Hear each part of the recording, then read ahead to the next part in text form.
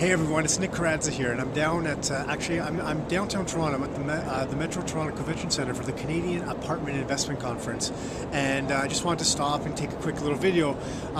It's been a pretty insightful conference. It's a full day thing. It's some pretty good stuff. A lot of the big REITs in Canada come here.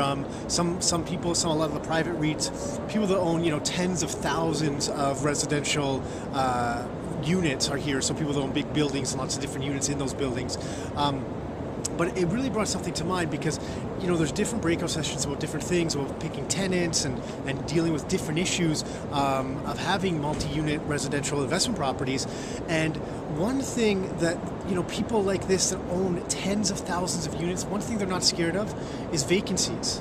They realize that there's going to be vacancies, and their goal and their job as an investor is to fill those vacancies to continue generating cash flow. And the reason why this hit home with me is because recently I had a consulting call with someone that called and said, listen, my interest is I'm trying to figure out what's the best way for me to be able to, buy properties and have the tenant like ahead of time, or buy fully rented properties only. I don't want anything with vacancies. I don't want to deal with vacancies. And my advice was, listen, if you're a new investor and you're not willing to deal with vacancies, you shouldn't invest. That's it. It's plain and simple. It's not something you should be doing, because as an investor, you need to deal with vacancies. It's going to happen sooner or later. If you buy a property at Triplex, it's full now, someone's going to move out. They're not going to stay there for their whole lives. Not all three people. It just doesn't work like that. And also, what you're forgetting is one of the biggest things you can do is take an underperforming building, perhaps with a high vacancy rate because there's some problems with the building, go in, do the renovations or fix up the building or properly market the building and get the people in there so the vacancy rate drops, and it creates more equity in the building for you because there's more cash flow coming in. So like dealing with vacancies as an investor is something that you need to do. It's a good thing, and being good at it, let me clarify.